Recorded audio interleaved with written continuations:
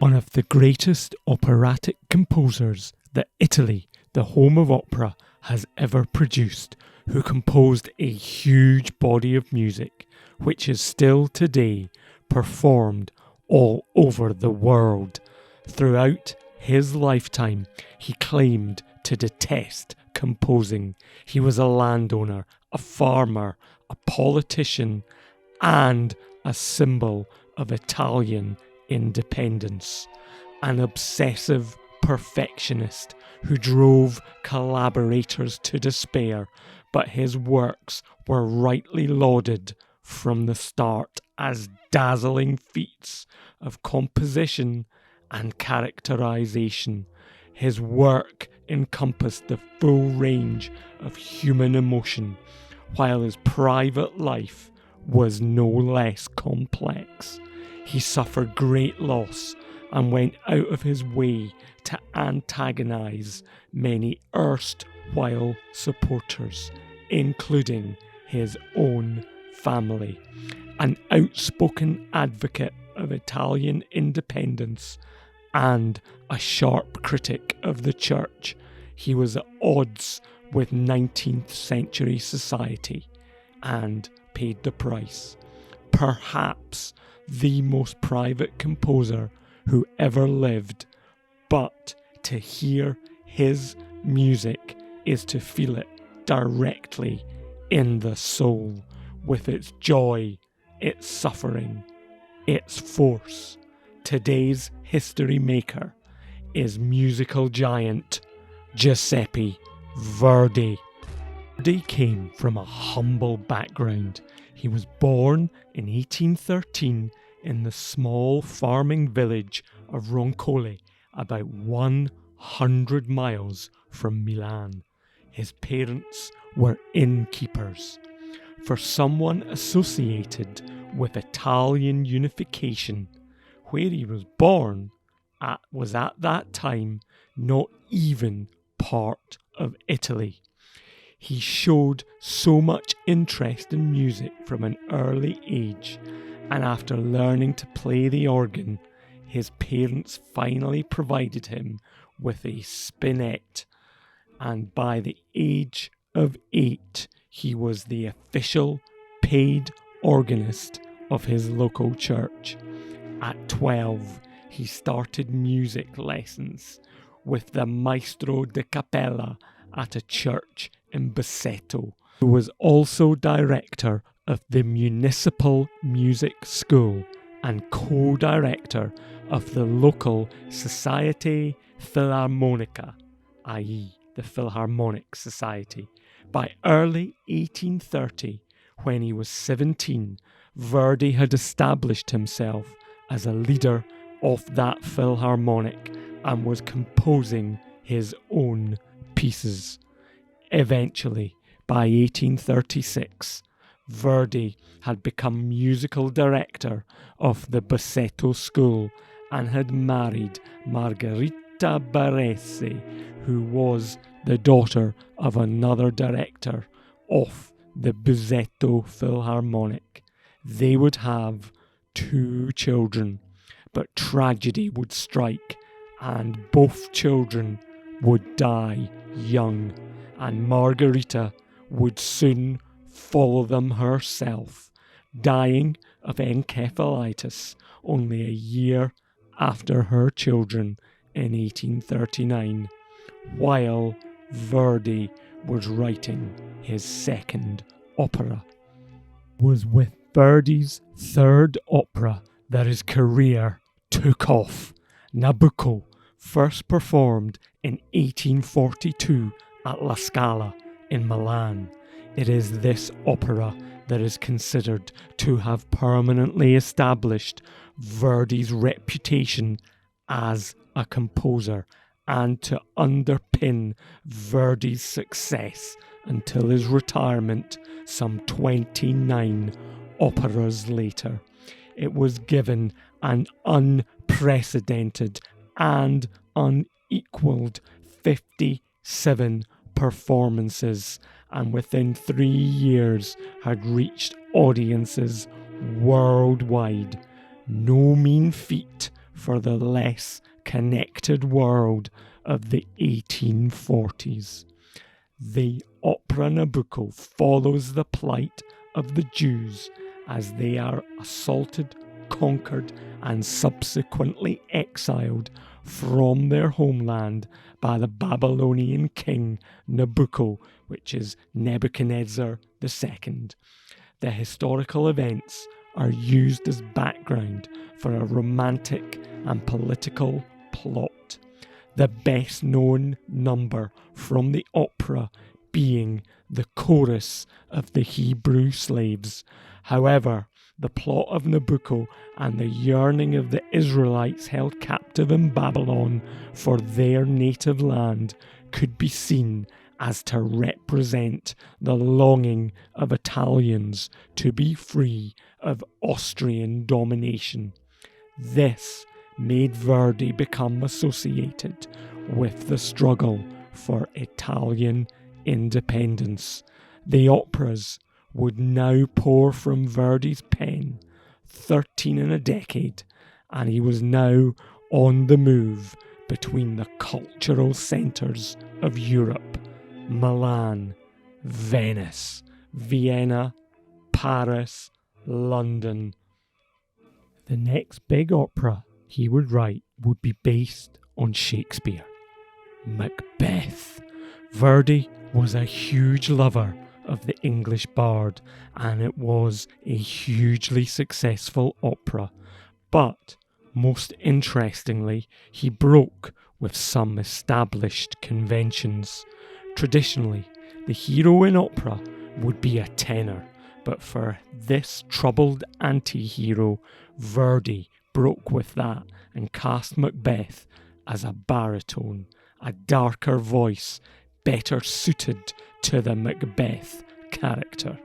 This opera is not Shakespeare's play set to music and has no real love story, but it is a tangle of colour and emotion.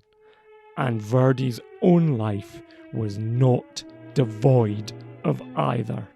7 years after his wife died, he began an affair with the soprano Giuseppina Strepponi, who would become Verdi's second wife. Verdi's next big hit production was Rigoletto, based on a play by Victor Hugo.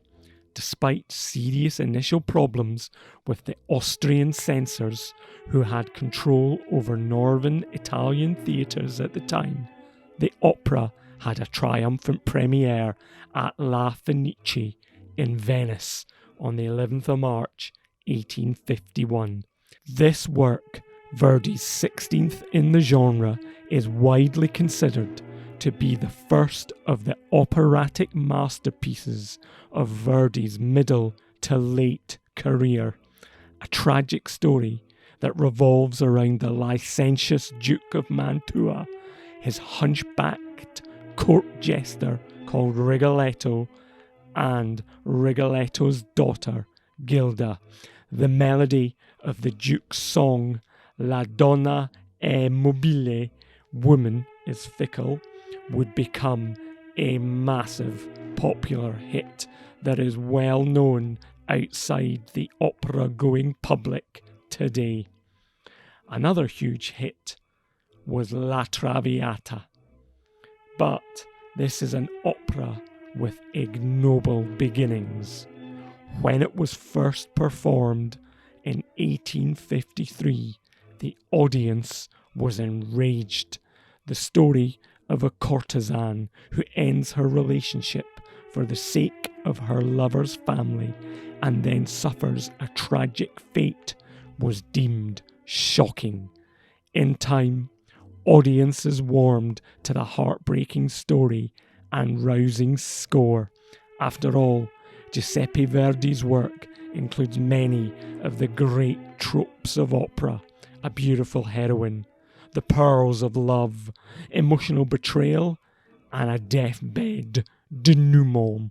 11 years up to and including La Traviata, Verdi had written 16 operas. Over the next 18 years, he wrote only 6 new works.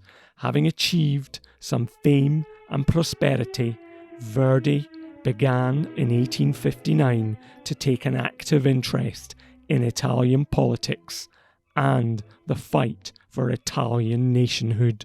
A nationalist leader asking Verdi to write a patriotic hymn, which he duly did. In Naples by 1859, and then spreading throughout Italy, the slogan Viva Verdi was used as an acronym for Victor Emmanuel, King of Italy. After Italy was unified in 1861, many of Verdi's early operas were increasingly reinterpreted with hidden revolutionary messages, which may or may not have been justified. In 1859, Verdi was elected as a member of the new provincial council and was appointed to head a group of 5 who would meet with King Vittorio Emanuele II in Turin. They were enthusiastically greeted along the way, and in Turin, Verdi himself received much of the publicity. Verdi became a member of Parliament and later was appointed to the Italian Senate, but he was not particularly active in either. Of Verdi's final work, there are a number of important pieces that are still regularly performed today. Aida was commissioned by the Egyptian government to celebrate the opening of the Suez Canal and premiered in 1871. It's been a huge hit ever since. The composer was reluctant to write anything new after that success, and it took the cajoling of his publisher and friends to get him to work on another piece. This was Otello, and it took more than 5 years from completed libretto to premiere. Again, it was another huge success. Verdi's final opera is also from Shakespeare and is the comic opera Falstaff. Verdi would die, aged 87, in a Milan hotel room. His operas taught Italian language to dialect speakers in the run-up to the country's unification in 1861, and the devotees scrawled Viva Verdi on walls, using his name as coded acronym for Vittorio Emanuele, Re d'Italia, King of Italy. He was a national hero, and his funeral in 1901 was attended by 300,000 people. He composed operas including La Traviata, Aida, at the villa in Santa Agata, which still contains his piano and top hat. The words of the final fugue of Falstaff, Verdi's comedic swan song, which he miraculously produced at the age of 80, bear repeating. All the world's a joke, and man is born laughing. After a lifetime of showing us love, war, murder, and suicide, Verdi says goodbye with a twinkle in his eye. Verdi remains one of the most important opera composers of all time. Think of opera and you think Giuseppe Verdi, La Traviata, Rigoletto, some of the most famous operas in the world. The subjects he chose covered the whole arch of the human experience: politics, religion, tragedy, comedy, power, and love. And Giuseppe Verdi is surely a history maker.